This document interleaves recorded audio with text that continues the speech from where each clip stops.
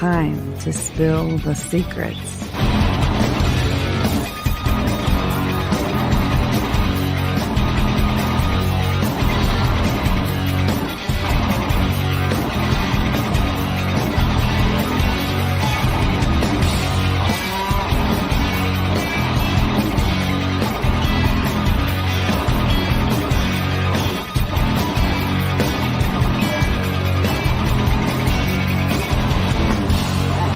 This is Universal Secrets with Tiffany Mack and Kevin Hale.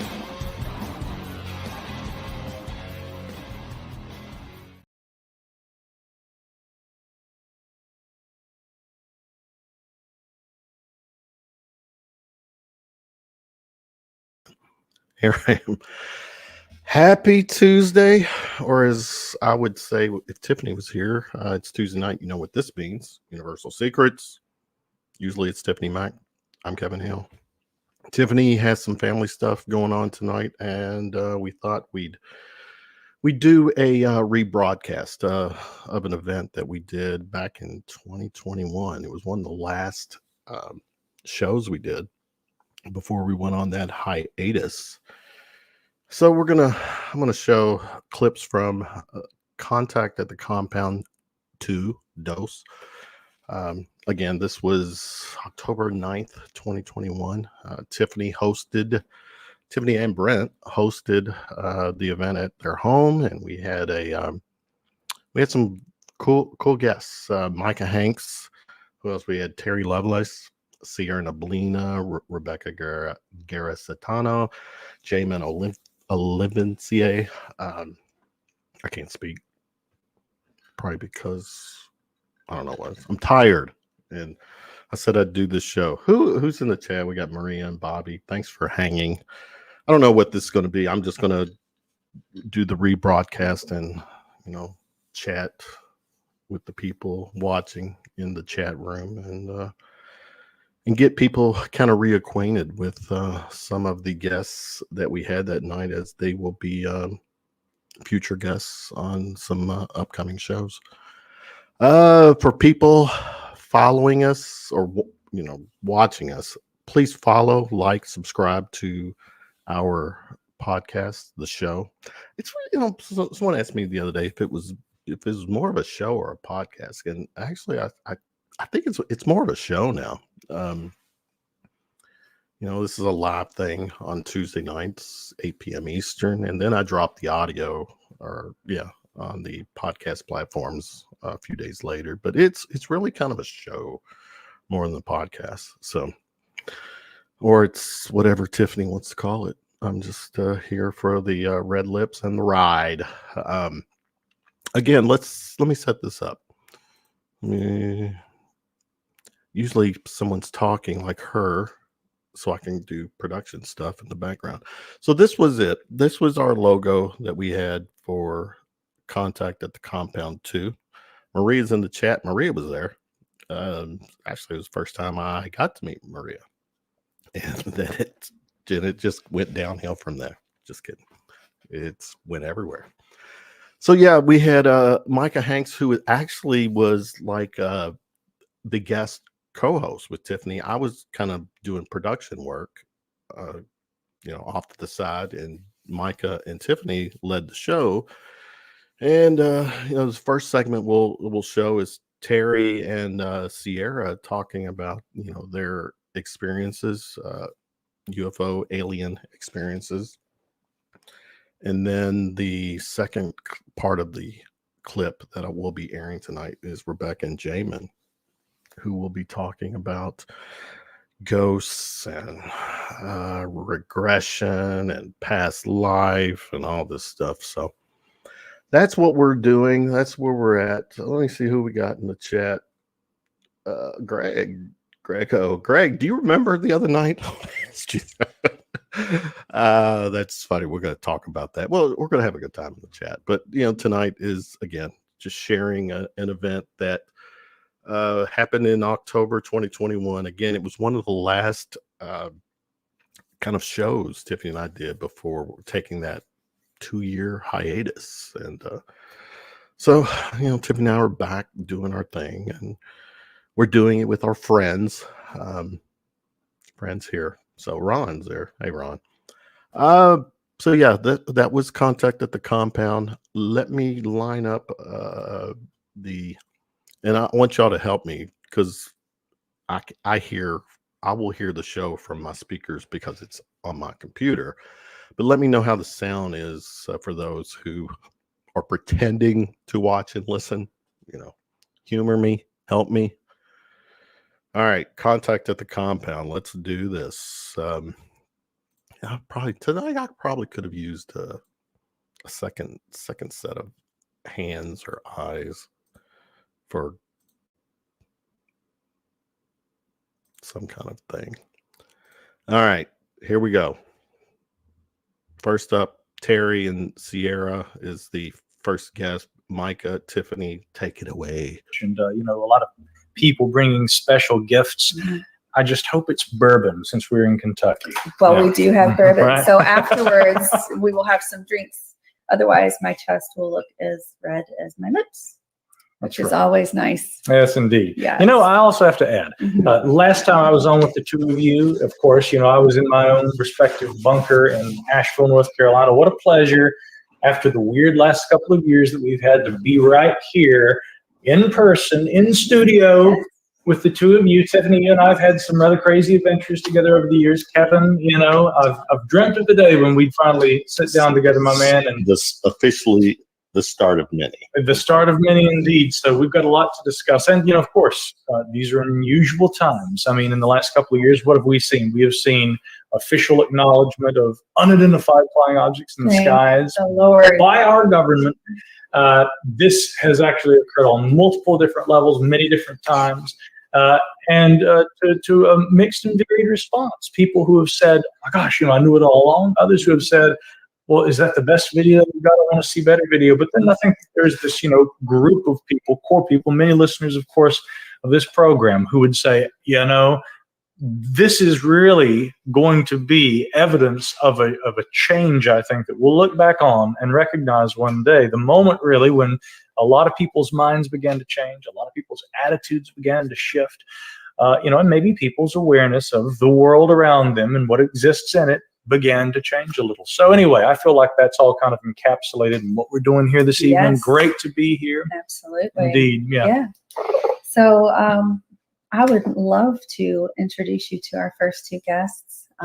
We have had a few days of romping around in the woods and getting muddy and feeling and hugging trees. And yes, we did pet the magic tree. And I say that because it is just such a pleasure feeling the soft moss that is just so full of life and energy. And it's just still beautiful right now. You wouldn't think that at the beginning of October that we would have just lush moss, but everything's so green. And so I'm glad to be able to share that and connect with nature over the past few days and get out there and investigate. We actually did a few little things that were entertaining. So we're going to talk about that with our guests. Terry Lovelace, would you come up here, please, join us? Yes. How about a round of applause for Terry Lovelace? We should mention we have a live studio audience. We do. Yes, indeed. Sierra. Great to have you here, by the way, Terry. Yes. Thank you, and welcome. Come on up, Sierra. Also, Sierra Neblina. Lovely Sierra. I need that camera adjusted forward. This one needs to be over. Okay, hold on 1 second. Towards Sierra a little bit. let me help you frame this, okay? A little bit, that right back, just a little. So slightly. Right there. Right there. Perfect. Okay. Live television, ladies and gents. Yes. That's always the fun part. Yeah. So these two amazing human beings came into our life when we started doing Universal Secrets, which it's been about a year and a half in the making. And we were lucky to catch Sierra on a show, a documentary called Extraordinary: The Seeding, which I was also contacted to be a part of. And at the time I was going through a divorce, so I wouldn't risk any craziness for that. But you did a fantastic job in it. And I love how brave you are when it comes to giving information, not only about your relationship with the government, the military, and this world of visitations from extraterrestrial beings and people of all different kinds, including maybe even some Bigfoot. So welcome, and we're going to talk about that. And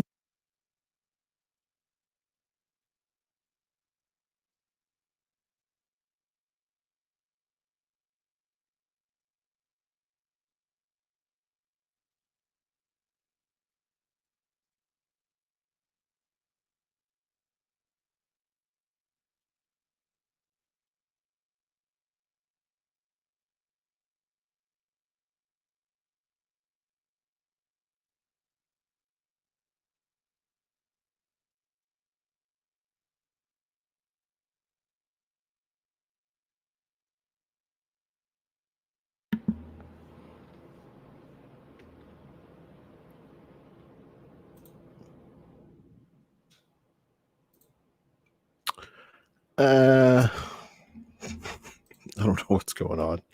There was sound. I think they're still talking. I don't know what the hell happened to sound. Let me see if I can do something.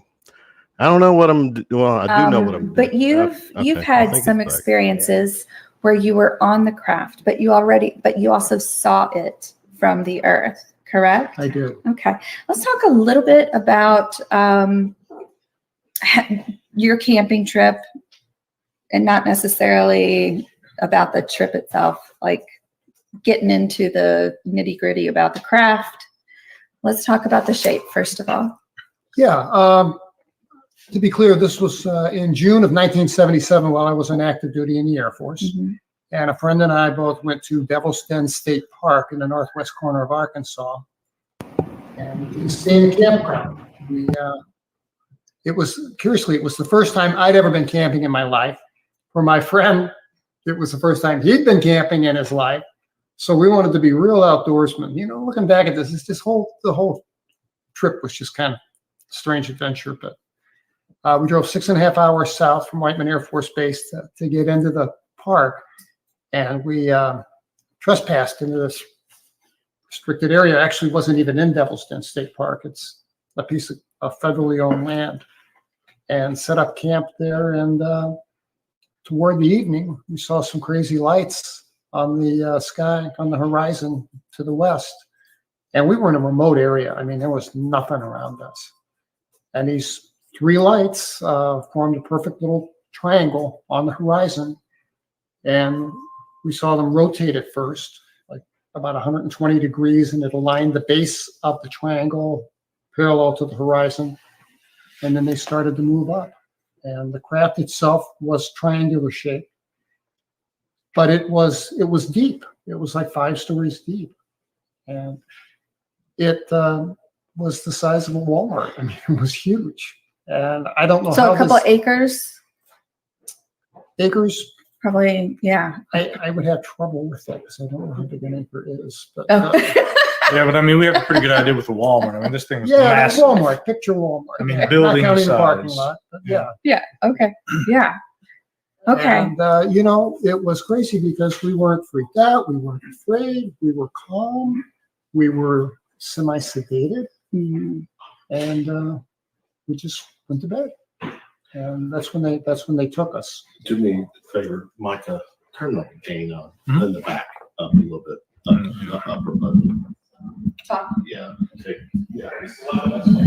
Sorry, guys. This is live. We're kind of playing with tweaking the sound. as we go. Yeah. So keep me posted in the chat how the sound's coming. So the question about the shape of the ship, this is interesting to me because a lot of times over the past 5 years or since 2017, we've talked about the tic tac shape of this craft that's been discussed, and it's interesting to see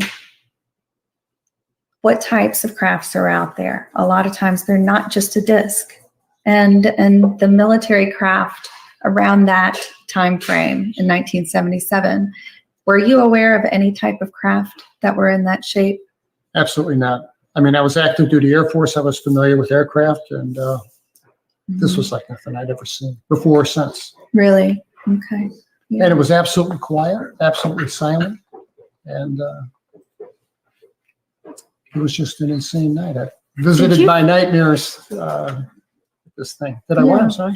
Did you get any kind of feeling while you were camping? Did you get any kind of feeling beforehand that there was going to be something odd that happens? Yeah, that's a great question because we did, and we had a campfire between us. We were sitting on air mattresses on either side of the campfire, and I know this sounds cliche, but I say it because it's true, and that is that things fell silent. The crickets, the tree frogs, all the stuff in the forest. Like I said, I'm not familiar with, I'm not much of an outdoorsman, but all that stuff went dead quiet. And not only did that go quiet, but we'd enjoyed a nice breeze, and that stopped too. And it unnerved me. And I asked my friend, of course, like he's going to know. And I'm like, Toby, man, is this normal? He's like, yeah, don't worry about it. We've been laughing and cutting up the bug. Don't worry about the bugs. They'll come back. But they didn't come back. And that was a clue that something was not right. I mean, had I been there by myself, I'd have been gone. It just spooked you. It was just too. It spooked me. It sure did. Yeah. Okay. But then just a short while later, we were all chill. We were just semi-sedated. Interesting. For the record, Terry, did your outdoor quota get caught up in this year in these last few days? Are you like? Yeah, I think so. I think I've made up for a lot of lost time. Yeah. Well, there's a little funny story behind where Terry was supposed to stay and where Terry actually stayed. We had told him that he was going to be sleeping in the camper, but I opened it up and it smelled like 1989 in there. So we didn't feel like putting Terry in the 1989 scented camper. Okay. So now Terry is staying in the dead bedroom, which we've talked about on the show before. But he said he's had very, very nice, peaceful night's sleep. So that's a good thing. Yeah. Well, it's probably though because you've been hiking him, to near exhaustion every single day. Right? Yeah, I know because I was there too. I'm still a little sore by the way. Yeah. You guys like to hike. We do. We enjoy it. So, all laughing aside, I did find it's sort of humorous to name his room Devil's Den. So I've got a picture of that for you guys that we can post up later. But Terry has endured my childish humor, and I think we're doing good. So, this has just been a real privilege to be here, and I want to say thanks to you, thanks to Kevin, thanks to Brent. You guys have been marvelous hosts, and it's just a real privilege to be here. Yeah. Thank you very much.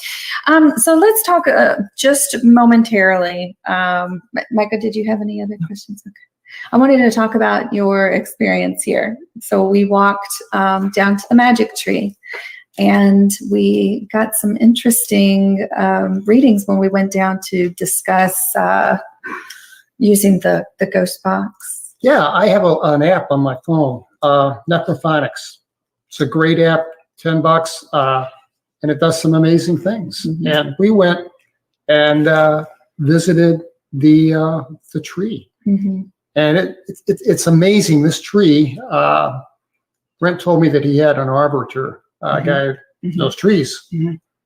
This tree is like 600 years old. Yeah, 500 to 600 year old bur oak tree, and everybody that goes there gets some sense of spiritual power, whether it's a lot of beings surrounding the area, or if there's just this nurturing energy. I'm not sure. There is a vibe to the tree. I mean, I put my hand against it, and we had the ghost box, and we're getting some pretty interesting responses on the ghost box. Yeah. Yeah, we have it recorded too. So we'll be able to load that up. What was your favorite response that we heard? Because we did ask a few questions. We heard real clear, who is she? Yes. We heard those 3 words, crystal clarity. Yeah. What was that in response to? It was kind of just a general query of, who's there? Anybody want to talk to us? Yeah. But it was a little girl's voice. Yeah, it sounded like or that. a young woman, Yeah. but it was crystal clear. And we've heard a lot of little girl voices and giggling on the property. So I was just very curious to see how anybody else felt on the property. So I'll be asking them as they come up. It's magic. It was magic. You do feel like it was magic? Yeah, absolutely. Okay. Yeah.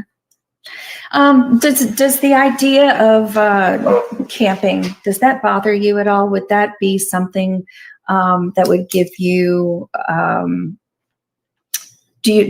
has it been ruined completely for you? Yeah, I don't think you'll find me camping anytime soon. Mm-hmm. I think I'd have been fine to spend the night in a camper in your driveway. I don't think that would have been a lot of anxiety. But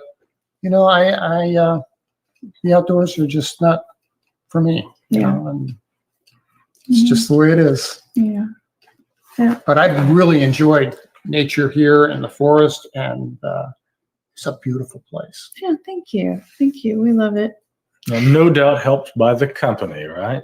Yes, of course. Speaking of, by the way, of course, one of our other fantastic guests here has shared in many of these experiences. And, of course, I think for the rest of us, with that height, which, of course, equates to those very lengthy legs, I've tried to keep up. I certainly have. And it's obvious you're very physically active, Sierra. And we've hiked on weekends. That's right. As I've tried to keep up, No, we've had a great time. It's been fun. It's been fun. Sierra is a very empathic person and has a really strong sense of psychic gifts. When she first got in on Wednesday night, we just sort of sat out on the patio and unwind after a long trip from Colorado to here. And I had not spoken to her about any of the energies that we have on the property here. I just knew that we would have a heightened sense of energy having these types of minds with us and beings with us. So when she first arrived, we wanted to discuss what happened here, because I think it's the most current and most important, is that we've had stories with Brent, and I'll let him share one later. But Sierra, when you came in here, we sat down, and what did you end up getting on the patio? So we came in and we sat down. It was just you and I in the house at the time. Mm-hmm. You just given me a great tour of this beautiful home. Thank you so much. Love it. Thank you. And again, thank you so much. Your hospitality and Brent, and I've just eaten so much food. I have to charge me an extra baggage to get on the plane. But we came in, we sat down, and I love tobacco of all forms. Grew up smoking pipe tobacco and cigars and stuff. And I mentioned this to my gracious host, and she was like, "Do you hookah?" And I'm like, "Do I hookah?" I invented the hookah. She's a professional. So we sat down, and you had gotten up to go inside for just a quick second. We weren't out there but 15 minutes. And you know how you're like, you have a distinct feeling that you're not alone anymore? Mm-hmm. And we're just sitting there. And then, so we're sitting there and we're just getting the hookah going. And I look back over the footage. So I kind of I saw it from a different angle, which is it was kind of cool actually.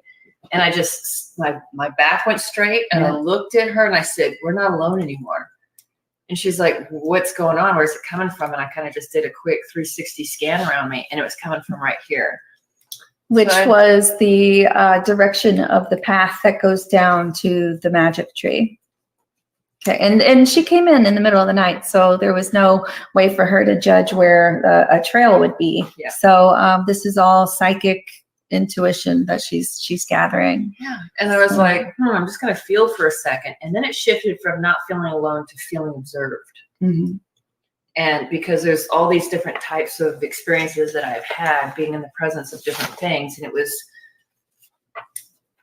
a very, very palpable sense of being observed. And then that to me kicks me into, so I just turned around and I looked, and about 10 feet up off the ground, flat, and then about 7 feet off the ground, 2 eye shines, almost at the same time, eye shine. 2 sets of eye shine. Sets of eye shine, but they were like a white instead of red. Yeah, like a quick white. Mm-hmm.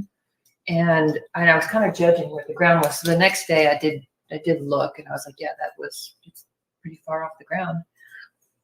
So, and then I just told her what I saw, and she's like, hang on, I'm gonna get the evidence. So then there was also a point where Sierra said she started seeing little explosions of light, almost like fireflies, but a little bit smaller, brighter white rather than a yellow. I wanted to focus in because it was really, really dark. Like with all of it. So I'm from Colorado, high altitude, dry, and when there's like fog and like all this water in the air, how do you breathe?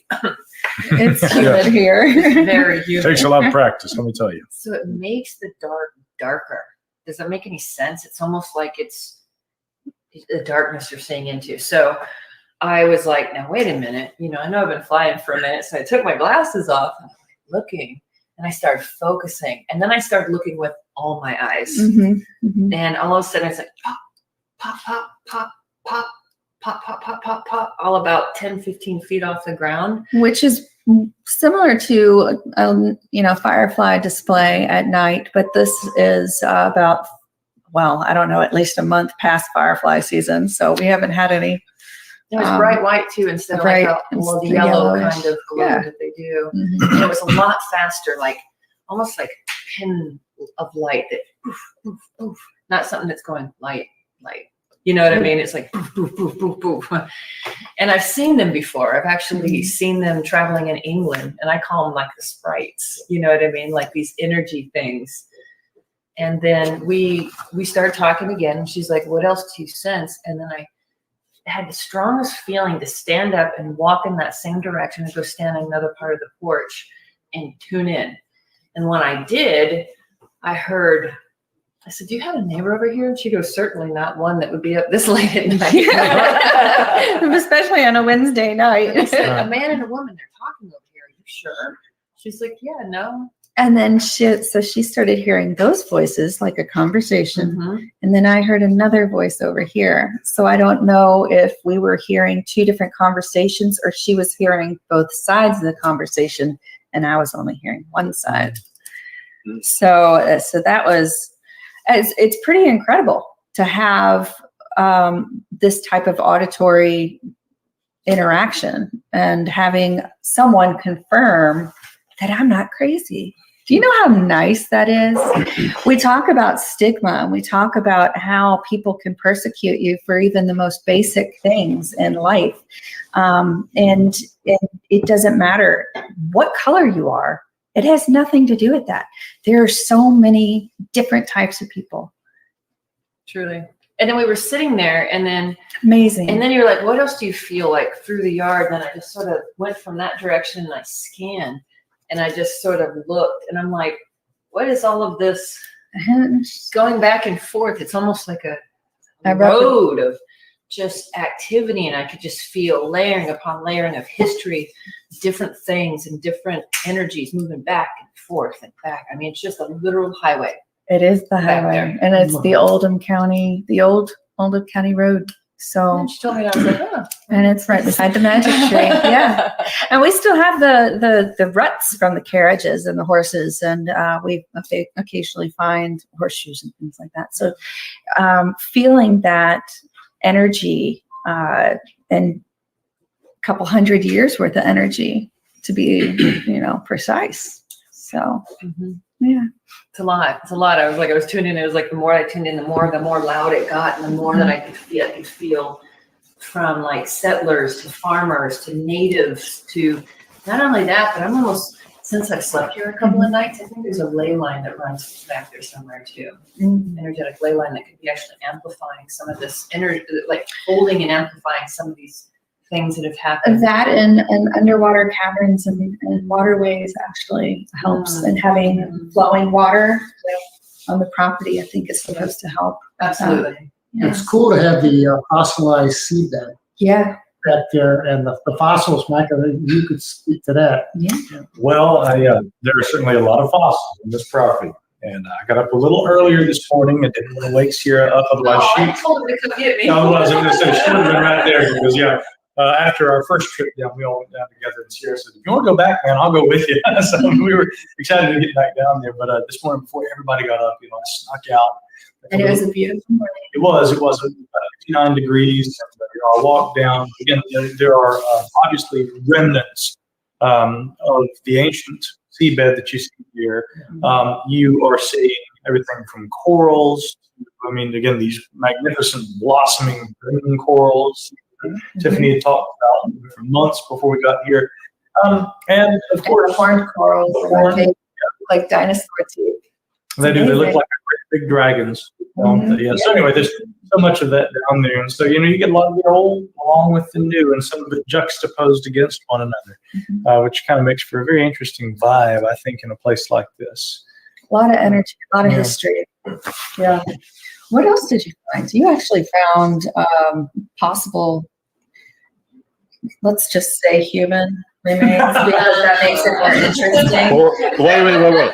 Let's just say human remains. What are we doing here? Say they may have been human remains. No, I can say that there was a deer bone. It was a deer bone. Yeah, there was an obvious deer bone, and also some of the lovely little crustaceans that have been, in fact, I was recently traveling in Brazil, and as I was going through all of these beautiful rivers in the Chapada dos Veadeiros, I was trying to see if they had crustaceans there, like the crayfish that we know in North America. And I mean, We call them crawdaddies. Crawdaddies, You call them crawdaddies. Oh, sure, too. yeah. I call them, whatever you want, But those little Mud bugs.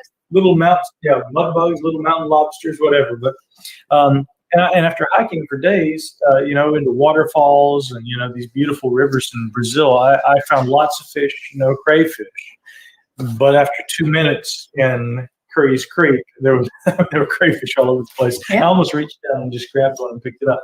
One thing I had. Why wouldn't you?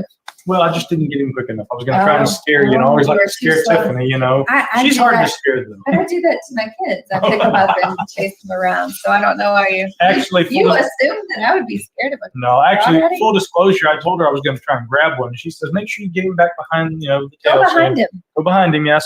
The little pinchers can't get you, So, by the way, no crayfish were harmed in the filming of this program. So And no humans. we want to be clear about that, Yeah. yes. Unfortunately, a deer may have, succumbed to natural, death. Selection.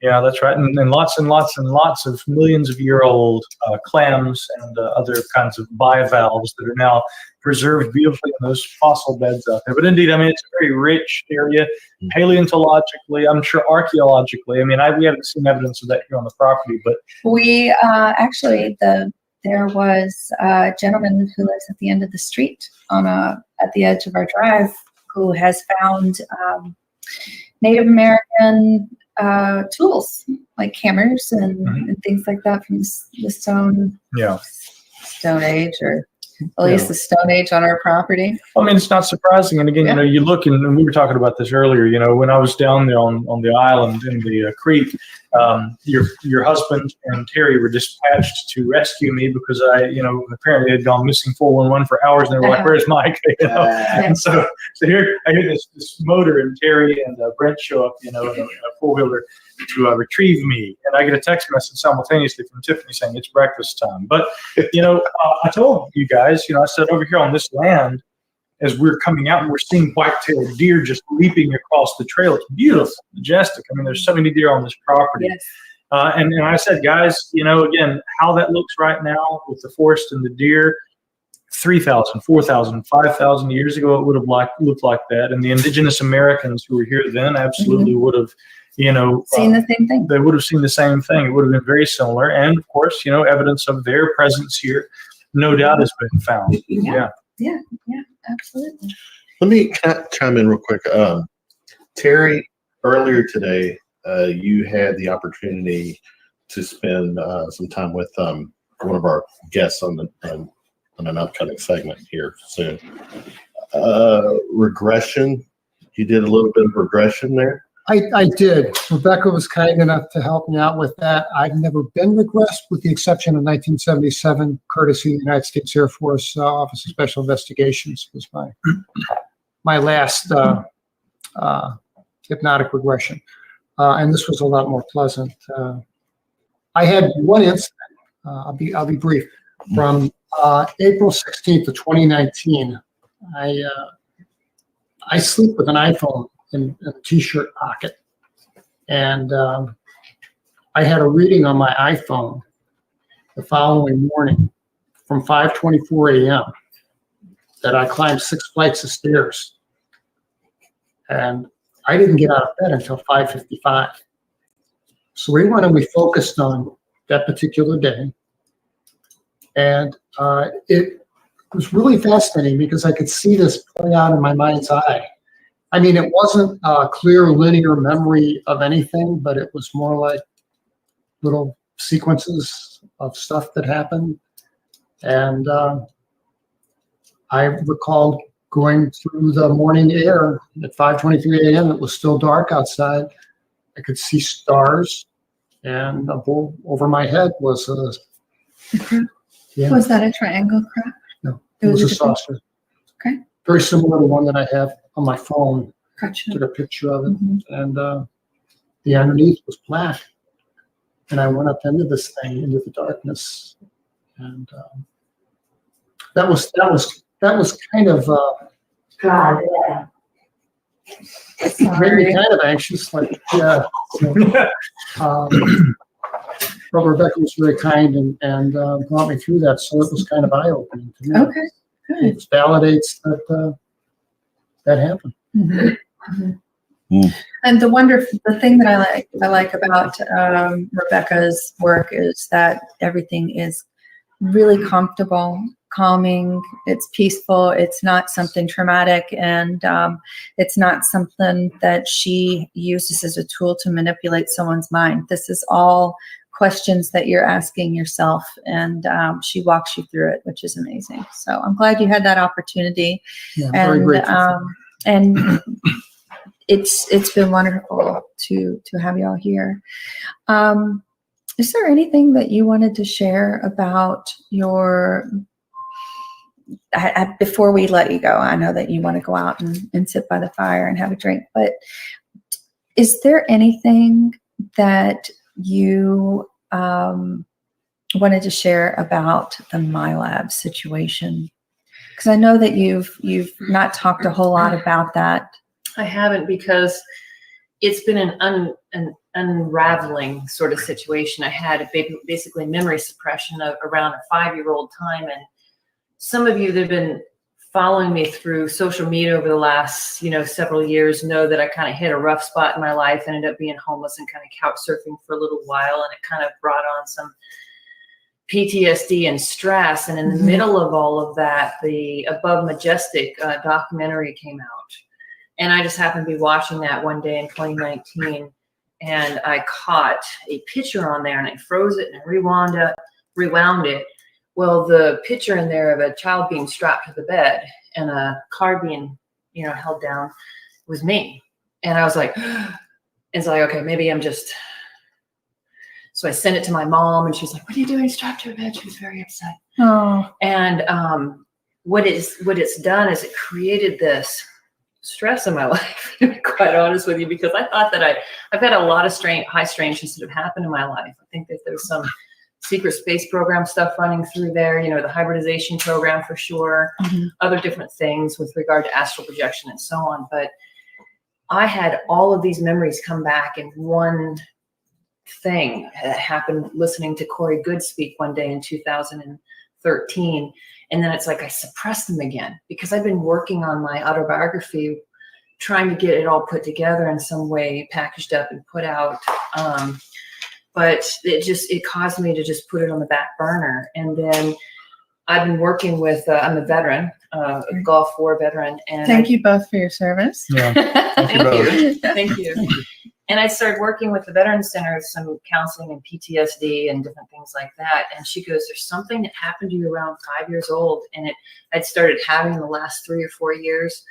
It started to really physically impact my life. I started having panic attacks. Like I didn't even know what a panic attack until it happened one day. It was just terrible. Like they came and got me and put me in the ambulance to the hospital. It was bad.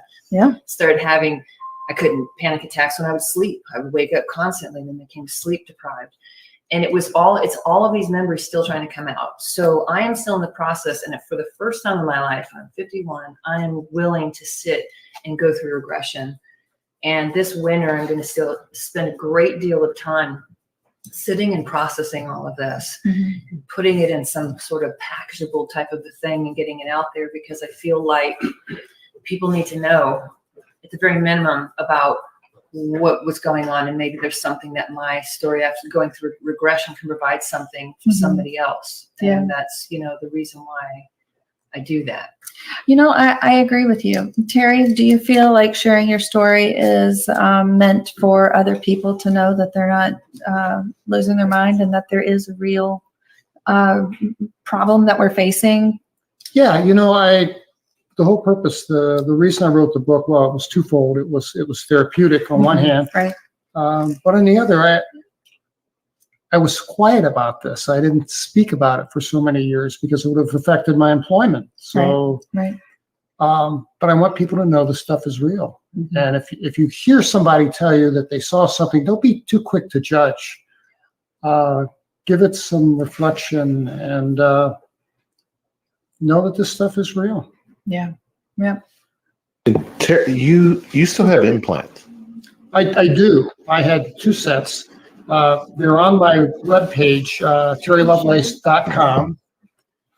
There are 2 sets of x-rays, one from above my knee, where there's a square structure about the size of a fingernail with 2 wires attached to it. That was the one above my knee, and then below my knee was a collection, or is a collection, of, the radiologist said it was bone tissue. But he also said that he'd never seen bone tissue spontaneously sprout in the middle of a muscle, much less arrange themselves in this symmetrical pattern. Right. So that anomaly is still there below my knee. The one above my knee was extracted by ET on November 17th of 2017. And I have the x-rays from the next day, showing that the thing had been removed from my leg. And then I had terrible wounds on my leg, bruising from where it was removed. So, did your doctors comment on having obviously seen in the original set of x-rays multiple objects and then this one? Well, yeah, because what I wanted to do was have them removed. I mean, my first thought was I want this thing out of my body. You don't know what it's doing to you. Yeah, I have no idea. And it was a complete shock. But, whatever it was, I knew it related to 1977 in some way, shape, or form. So I saw a surgeon. I got all my medical care at the VA. And I said, can you take these out for me? And he had my x-rays right there on his laptop. He, a young guy, he's like, oh, these are cool. Yeah, we can do this for you. We can take these out. He said, but you need a cardiac clearance letter because you've had some heart issues. So I went and I saw my VA cardiologist, and she says, no, I'm not going to get a clearance letter for that. And I was outraged. And she says, well, no. This is a risk versus benefit analysis. These things have been in your leg since 1977, and they haven't done you any harm. And she says, look, I got 1,000 vets out here with metal in their leg from Korea to Afghanistan. They want it out too. But the standard of care in this country is that unless it's causing you a problem, we let it lie. Interesting. So I could not get a surgeon to remove them for me without absent a cardiac clearance letter. I had thought about doing that in Mexico. I bet you Dr. Roger Lear would have been able to. Oh, Roger Lear would have done that. Unfortunately, he died in 2014. Yeah, he passed away before you. Okay, before you were discussing it. It's amazing to see the implants that were in your body, and I think Kevin pulled them up. Okay. And how they changed throughout the years. You go from the strange little floral pattern to the little square shape right? Yes. So tell us a little bit about that. What do you think happened with that? I don't know. There's a Steve Colburn. There's a guy that worked with Dr. Roger Lear named Stephen, I believe it's Colburn. I met him at AlienCon in San Francisco in February 2020. Mm-hmm. And he has all this equipment that will isolate the implants, find them in people. Mm-hmm. So I went to see him. I didn't tell him who I was. He didn't come to my presentation. I don't think he knew who I was. I wasn't wearing my badge as a presenter. And he ran like a Geiger counter and some instruments over my leg. And without being told, he went right to my right calf and said, there's something in your right calf muscle. And whatever it is, it's highly magnetic. And I'm like, how can it be magnetic? He says, they can magnetize a piece of wood if they want to. They. Yeah. Interesting. Now, have you ever had experience with implants? Oh my goodness. I think I have them in my teeth, in my nasal cavity. It's a very minimum. When you said something about somebody has equipment to scan the body, I was like, wow, I would really like to do that. That would be awesome. And just see what we find. Yeah, absolutely. Yeah. I was going to ask the proverbial question. When you go to an airport, is it not going off? It's not looking for something like that. I don't allow them to scan me in that way. I get a pat down. I mean, when you just walk through the scan, does it not detect? It does detect something, but it's not in my calf muscle. It's not in my abdomen. Mm-mm. It's in my pelvic area. Oh. And They're not going to go there anyway. no, they do the back of the hand thing, and that's the only way I get through the airport. But every time I go through, they find that. Yo. All right. Yeah. Okay.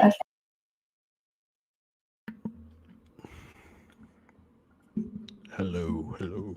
Pillow talk with Kevin Ale. It's dark in here. I can't even tell. I'm lost without you, Tiffany, wherever you are. That was the first segment of the night. Good stuff. We could have actually probably talked another hour with those two, and it was good stuff. Let me try to set up the second segment with Rebecca and Jamin. So how's everybody doing tonight? Everybody good? Got your drink on? My bourbon on? The chat. See you all chatting it up. Bobby, blank-a-doodle-doo, blank willow. Appreciate you doing that. I'm still doing my sophomoric humor. Okay. This is so cool. Not cool. A live show with one host, one producer. Trying to do. I should have called Bob. I bet you Bobby would have helped me tonight, because Bobby's just that kind of guy. I know it. He would have. Somebody probably would have. Bobby would.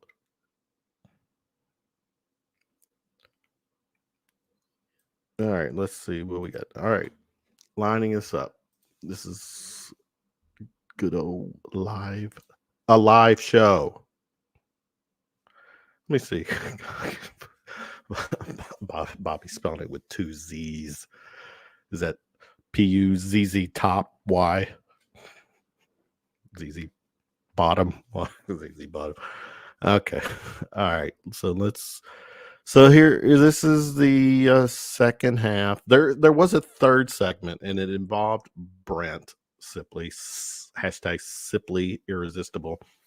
I am whining. I'm not whining. Shut up. But due to time constraints, I removed Brent's segment from this show tonight because I'd be here for over 2 hours. And, I'm tired. I work during the day, and okay, I'm preaching to the choir. Tiffany, no red lips, no makeup. I dare you to get on right now. Look, I don't have lips or makeup either. So that would mean two of us. Yeah, Brent will have his own segment. Brent is exclusive. Everything about Brent has to be like him. No, you don't need to put on. You want me to put? No, you don't need to put on makeup. You could just jump in, which means I don't know if you. I didn't send you the link, so I'm getting ready to show the second segment. So if you want to be ready afterwards, because the second segment is 32 minutes. I'm doing it. We will be back with a guest next week. Actually, our next several weeks are scheduled.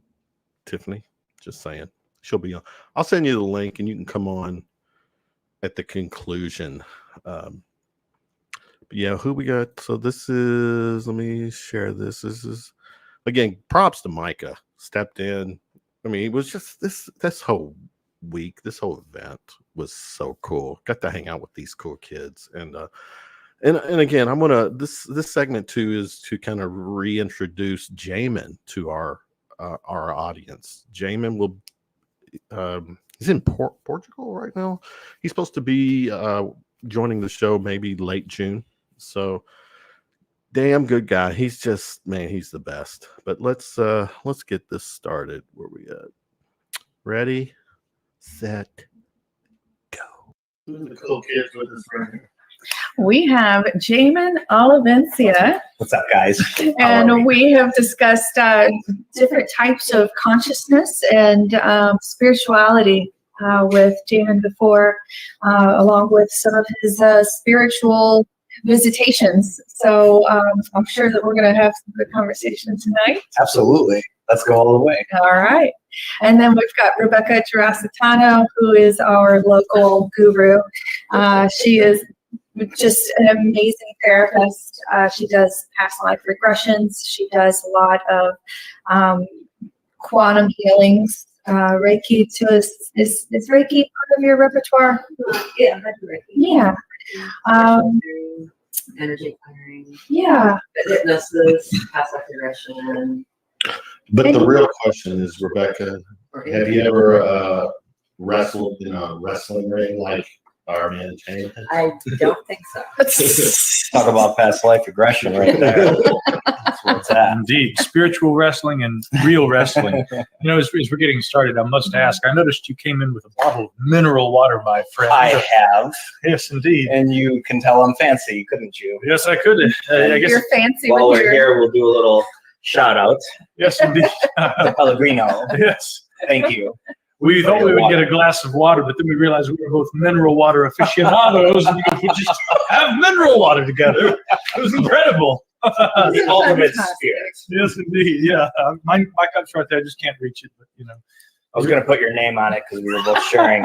Yeah, no, the red cup. Yeah. I can be I was looking for a black Sharpie. I couldn't find it. I got a Sharpie in the bag. Find it. Yeah, Yeah. right. You hold yours. Sharpie, please. You hold yours, and Tiffany, if you'll keep your eye on mine at all times. They're I think that we upstairs. I did provide a Sharpie for Okay. that. Very Yes. Maria. the Sharpie, please. So, but anyway, all discussion of bubbles and water aside, you know, in a lot of ways, the work that the two of you do is not unalike. One might call it at times spiritual wrestling, as indicated by some of the stories we heard earlier. Fortunately, it's not always like that.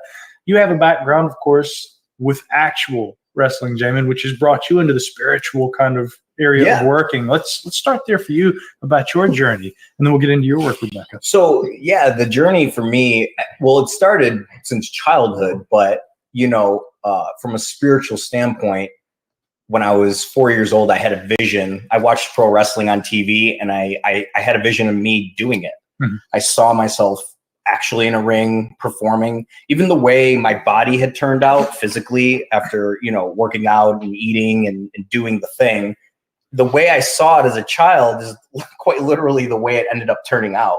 And I think after I got out of wrestling, I started to truly see the serendipity in it all, and how it was made for me, and going, even my out of body explorations that I've had. Like, when I was younger, I didn't look at it a particular way. Now as an adult, I see all of the pieces in place, and how wrestling was actually a tool for me to come out of my shell. Wrestling was a tool for me to bring out a confidence that I didn't have prior before that. Or when I was experiencing out-of-body explorations as a child, I was totally in fear. I didn't know what the hell they were. And yeah, so I guess it just kind of brought this aspect out of me that where now I could sit here and even have the courage to discuss it. And it's been fucking awesome. Like, I got to admit, it's just been awesome. Yeah, so absolutely. Well, it's fascinating how you described to me earlier. Yeah. What you would have perceived as dreams yes. when you were younger, which you would classify a little differently now. How would you describe that realization of them being something different and what they actually represent? Yeah, so I believe the mind is through out-of-body exploration, we'll say out-of-body experiences, astral projection, whatever the fun word you want to use to describe it. I felt like I feel like dreams always have meaning to it, and we as a society in general, I think, chalk it off.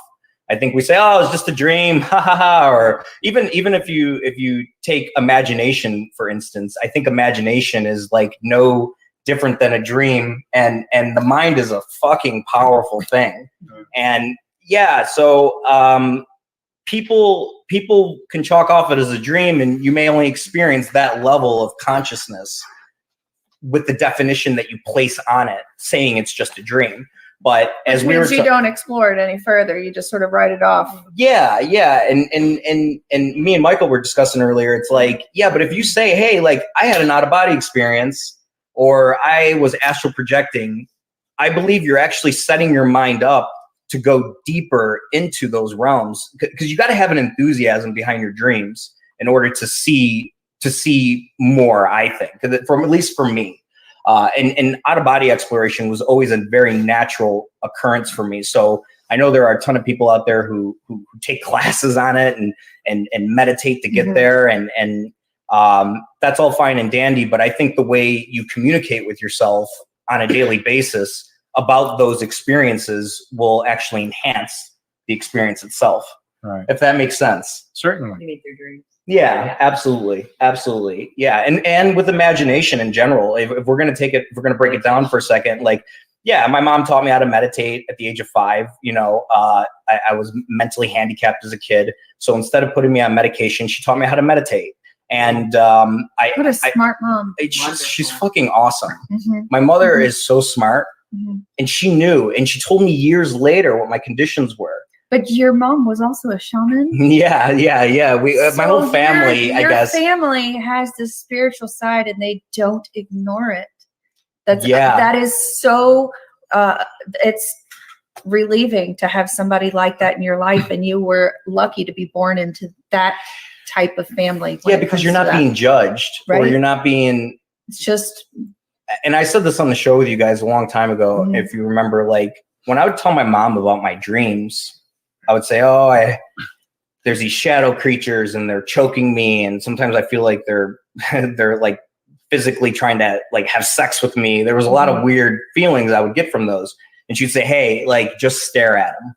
And it's like, "Oh, okay, Mom, easy for you to say." But when I was like 12 or 13 or whatever the age was, I remember I saw this like Doberman Pinscher looking thing.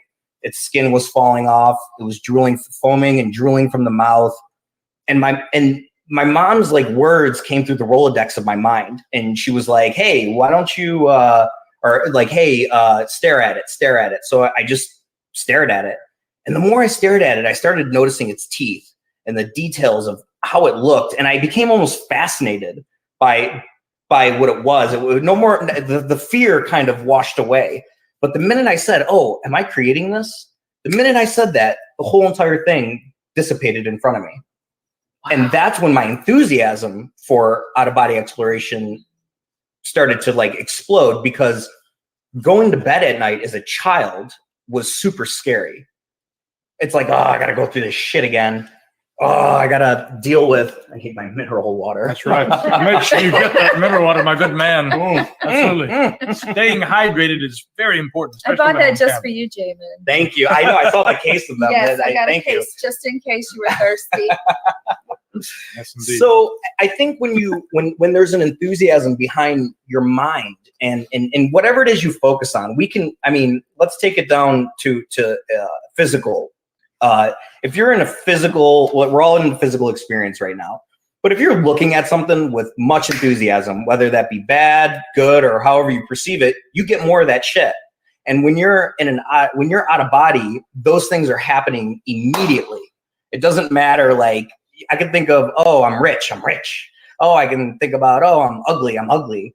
But whatever you are placing in an out of body is happening instantly. So my thought process was, as a child who got picked on, got bullied, dealt with my own insecurities, my thing was, well, what if as I'm walking to school, I'd say like, okay, what if I just say I'm gonna have a better day today, or I'm gonna do the best I can today? It's better than saying, oh, my day's gonna be shit. And everyone knows what this feels like when you wake up and you're like, oh yeah. I'm tired, and then I'm going to get my cup of coffee. You get your cup of coffee, and this cup of coffee to you represents something that's going to wake you up.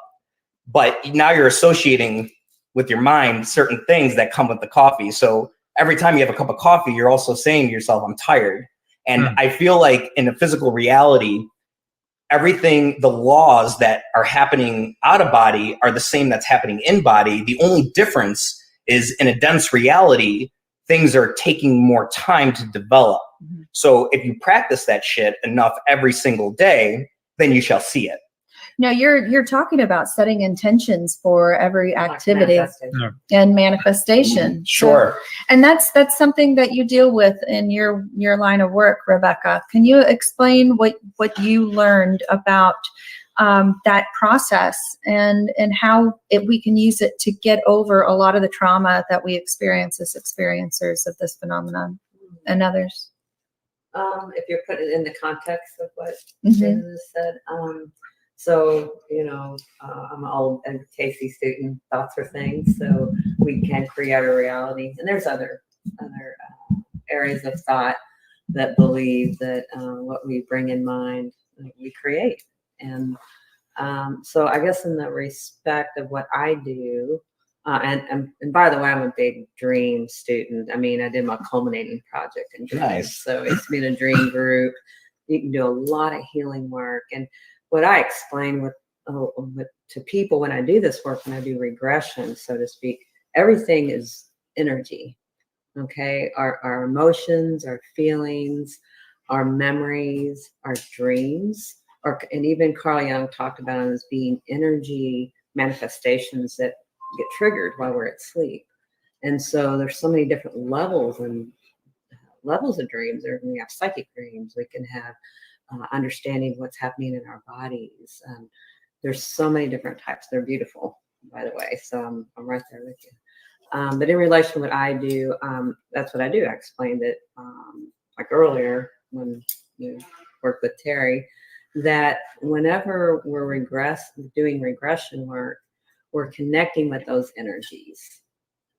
So I often talk with my clients about what we're going to, what we want to connect to, because that helps create an energy bridge and allows them to go back into memories when we do regression to connect with those. So is that what you're asking me? Absolutely. Okay. Yeah. So, we talk a lot about in the show about terminology and how it's used appropriately or inappropriately. What are some of the terms? What is quantum healing? And okay, that's just the name of a process. A process. So Dolores Cannon created the quantum healing hypnosis technique, or it's a regression, really. And she called it that because it is a process that really allows any type of person, whatever path they're on, whether they have been an ET experiencer or if they're just wanting to connect and understand what their past lives, what they're still carrying forward from another life, or it could be aspects in this life, a current life. So that process is just open. I think that's why she called it quantum healing, because past life regression or current life regression, which I distinguish in my work, can be very healing. So I think that's just basically why it's called that, because people have connected with illnesses, and our higher selves understand why we're here having the experience. And are we learning from it? Are we ready to release that illness, or is there something more we have to do? So those are some of the things that we can find out in that type of regression. Jamin, does that sit and feel good to you? Yeah. The way that she works that. Yeah, I think it's really important that I think everyone has their own process of understanding information when it's in front of them, and whatever works for you is truth. And because we're all so different, we're all wired so differently. And I actually believe, so like in an out of body, for me, whatever's in front of me, whether that be an alien or like a football shaped looking head being, I was telling you about that earlier. It's weird. It's like, you know, they all have a key to your castle. They all have information that you can use in your life somehow, even if it's considered bad. There's something they have. And I feel like people are doing, I think in all the people, great people I met today, like they all have a key to my castle. I have a key to your castle. And through that exploration or these conversations, I feel like you can find a lot. I think if you use conversation with an open mind as a focusing tool, you're fine-tuning your own potency in multiple different ways that you may or may not realize until later or not. It depends on how much you reflect. It depends on how you're using the mind. It's a very, I always think it's very slippery in how we take in information, you know, because if we're feeling like shit, we might see things in a real weird way, even if it's giving you like a ton of gold. You know, it just depends on what your state is. So, yeah. It's interesting. You used earlier the expression slippery many times in the conversation. Yeah. With relation to, well, a couple of things. And I want you to elaborate on that for a moment. But it's interesting because, you know, the big takeaway seems to be that really your focus, your intention, your perception is a huge factor in terms of the experience you're going to have of living. And that probably applies to dreams too. Yeah. And really not just dreams that happen when we're sleeping, but dreams that may occur, you know, in life, you know, coming the fruition of dreams that we have, things that we want to achieve, goals we want to reach. So how is it that focus and intent can be controlled? Is that slippery? What exactly? Yeah, is I think it is. Yeah, that's an awesome question, because I think what I mean, and in the context of what we're discussing here, is how you think about things, no matter what, always play a role. What do they say? The mind has, and this could be like totally false information, I'm not sure. I think the mind has 80 to 90,000 thoughts a day, unconsciously and consciously. And I think what science has figured out is that makes up an energy around you. But the question is, what's in those 80 to 90,000 thoughts? Of course, there's fleeting thoughts and yada, yada, yada. But going back to intent and a focus, I think that actually shapes reality a particular way for you. Now, does that mean that this gets a little weird, and this is where I mean slippery? Let's go there. Because, yeah, hell yeah, let's go there and drink my water.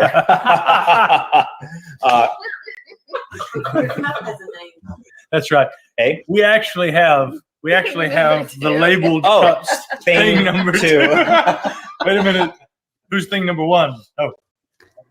Not me. Don't look at me. Micah. Depends on whose cup that is, I guess. Oh, gosh. Thing number 1. There you go. Well, look here. Separated at birth, as we suspected. As we suspected. But anyway, go ahead. I love your jacket. Thank you. Yours too, as a matter of fact. And those beads around your... You son of a bitch. How did he do that? Nice watch. Yeah. Oh, hey, wait. This is getting weird. Anyway. This is getting slippery. Getting slippery around here. And you read my mind. So, you know, I think there's, and this is my opinion, and I'm not saying birth, as we suspected. As we suspected. What are you doing? Oh, this is a golden moment. Wait a minute. I've got to replay because I'm cracking up. That's right. Hey, we actually have we actually have. I don't remember this part. Thing number two. But it was great. Wait a minute. Who's thing number one? That Oh, thing. Not me. Tiffany and your Sharpie. yeah, Micah. depends on whose cup that is, I guess. Oh Thing gosh. number one. There you go. Well, look here. Separated at birth, as we let's do it again. suspected. Mhm. As we suspected. But anyway, go ahead. Love your jacket. Twinsies. Yours too, as a matter of fact. Have those beads around You your. son of a bitch. You. Ah. Nice Wow. watch. Yeah. Oh, Hey, wait, weird. wait. This is getting weird. This is getting slippery. Getting A little oh, yeah. slippery around here. And you read my mind. So, Hilarious. you know, I think there's, and this is my opinion, and I'm not saying I'm right, but this is through the lens I see. Some people want to manifest something. We'll talk about the law of attraction, okay? I think that's all good and dandy, but I think what happens with the law of attraction sometimes is you have expectations that may or may not be met a particular way to you. And it's because we get so detailed about how it should look that it's actually, life is actually probably giving you those things, but because you don't see it a certain way, you put yourself in a different state of mind. And when you put yourself in that different state of mind, you might lose the thing you're actually trying to get. It's like playing a video game. Like, I feel like life in a lot of ways is like a fucking video game. I don't know how. There's like bonus points and shit you can get through maybe like the way you perceive things, or not being a slave to things that can bring you down. Although that's part of the process. You got to get frustrated a little bit. You got to throw the fucking controller from time to time. Yep. Because if you're not hitting those states either, you don't know shit. You know, I think knowledge and wisdom is through the pain too, just as much as our wins. In fact, I think sometimes we should be experiencing a little bit more pain in order to have more insight on how to do things better or play the game a different way. Certainly. Pain may not be a comfortable thing, but it can be a constructive thing. It can be something that is not enjoyable, but it is definitely a impetus for growth. Yeah, man. Like, I believe in prayer. For me, prayer works. It's like, I don't know. Like, I feel like if you're having a terrible day, some people have a terrible day and like, I'm not praying today. And that's okay. But I believe discipline is also, so it's good to be open-minded. I think that's true. But I think it's very important to be open-minded, but have discipline embedded into all that. So even when shit's not going your way, like, I think it's important to pray. Sometimes it's like, hey, God, the universe, whatever's here, like, I'm having a really bad day, but I really appreciate this life. Meditation does the same thing for Yeah. you. Yeah, meditation's awesome. Yes. Like, we can get lazy about certain things, right? But I just think even if it's like 3 minutes a day, you're taking a shit on your toilet. Like, you know what I mean? Like, it's okay to like. You were contemplating before the show. That's pretty much what I was thinking about during the show, or right beforehand. Thanks, Kevin.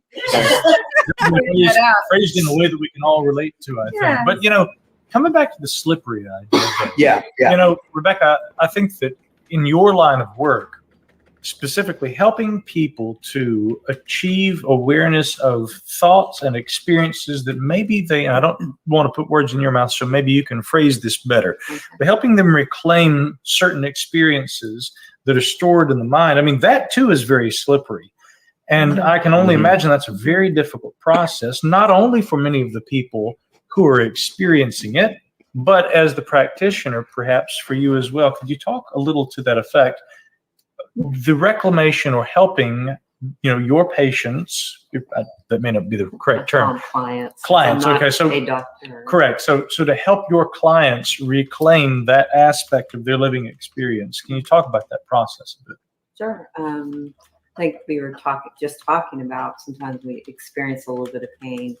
It can be very healing.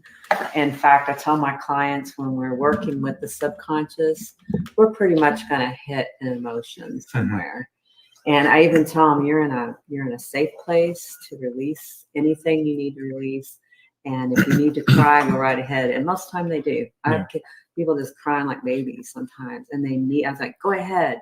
Let it out. Yeah, feel that, and what would those words like to say? And so it can be like a catharsis. It really can. So I tell people that, when you can hit a level like that, then something is about to release. So yeah, it used to be, I've been doing this for about 10 years. Now I've celebrated my 10th year of my business back in May, actually. Congratulations. Thank you. Oh, yeah. Thanks. Thank you. Yeah, and so I'm really blessed to do this, and I love it. I love being able to help people just relax and go into their depths of their mind and, retrieve information, whether it's this life, another life. And I do the same thing with my hypnosis clients. I do a process where we connect with the parts that's causing an issue. Again, sometimes we hit some places there they don't expect, because when we're little, when we're younger, we live in the subconscious mind. That's all we know. And so as we get older, the conscious mind, we become responsible, we push it all down. So then it's hidden and hidden in the subconscious. It's there. We just have to be able to retrieve it. Well said. Yeah, and there's the individual subconscious, and you already touched on Jung a bit, and of course with his fascination with dreams. I mean, it's a great way to tie all this together, I think, that idea of the collective unconscious. Whether it's that and Jung's idea of the archetypes, or it's, just the personal experience and what becomes buried right here for the individual. How does one retrieve that information? Okay. Well, oftentimes what I tell people is when something is in the subconscious, it's almost like the shadow aspect. Okay, it can create something we can't see about ourselves. Again, when I went back and said, this is my understanding from all the different experiences I've had the out of body, I've had connected with past loved ones, entities, and so everything to me is energy. There's energy around us, within us. And basically, when I talk with my clients and we try to understand what it is that their pattern they're trying to understand about themselves. So again, I say, well, we're going to create an energy bridge where, you're talking about this and it's creating that bridge. And so I just guide them to go back. Sometimes I'll say, imagine you've got a big ball of energy and all that you just told me, all the feelings, emotions, when you relax, you're going to go back to that first time that occurred, perhaps. So it really depends. It may go back to a day, it may go back to the first time it occurred, or maybe we want to do discovery work and just go back to the birth and come forward. So it just depends. But they retrieve it, and a lot of times they're surprised. But it lies in the emotion. So if somebody has a pattern in a relationship over and over, most of the time they can, connect with that. It's there in the subconscious. It is intention. Sometimes they'll come back and go, I did not expect that. Like they would have, in their minds, thought it would have been totally something different that they connect with. But then they realize, but I needed to connect with that first. Needed to, so they know. It's sort of funny because when I first met Rebecca, it was after I had reported a UFO to MUFON, and I believe it was 2014, 2015. Like that, It was early. Yeah, like 2014. Before I got involved with radio, it was really just a MUFON connection through reporting this UFO that went under the water, so a USO.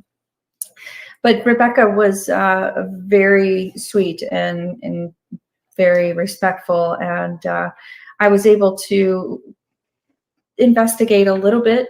I had a lot of conscious experiences about visitations, so I really didn't need a lot of in-depth work with that. But what we did do was a past life regression.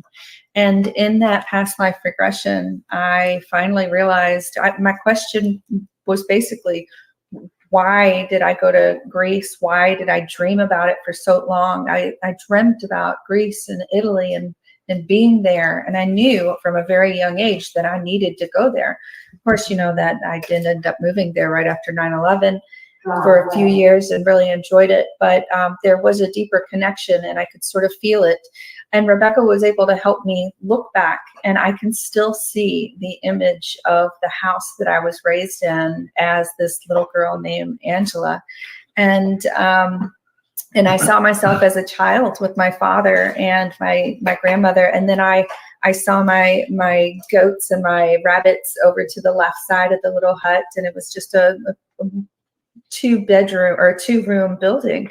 And seeing these things like it's a perfect, clear memory, as if it were from last year here at the house. That's how crystal clear. And I can smell the orange blossoms in the trees, and I can smell the goats, and I can smell it. And I was growing herbs. I had an herb garden. I remember people's. Yes. And so seeing these things made me, and then hearing my grandfather or my father call me as a child, and then see my body laid out in the front area.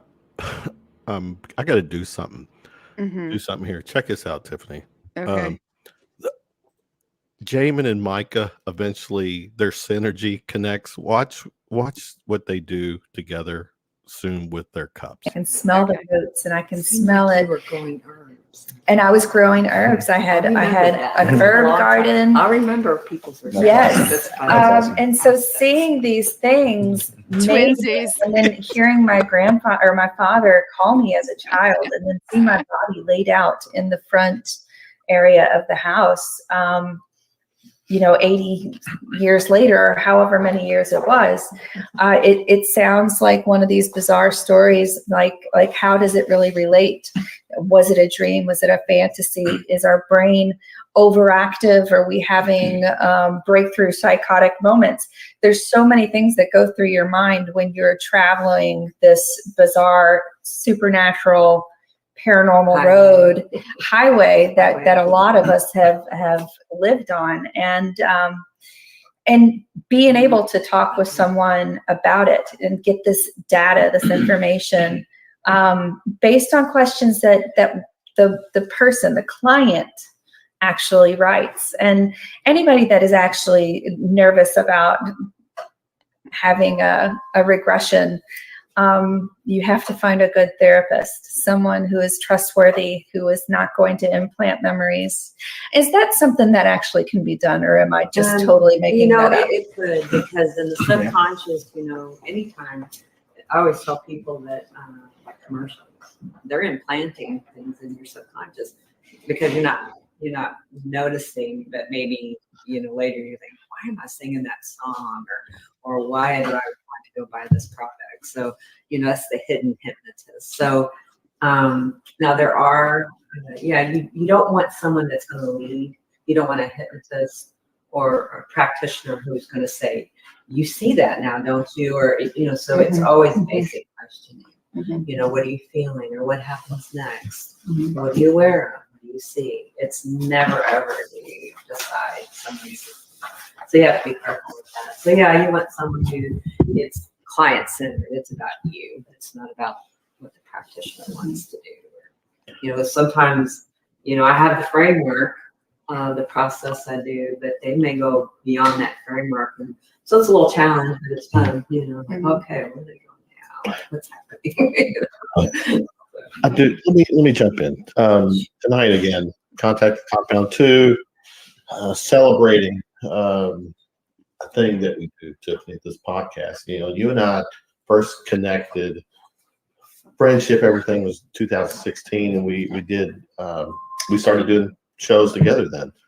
And like you just said, when it comes to this whole paranormal, and in your case, experiences with other worldly beings, it was the what. It wasn't what, it was why.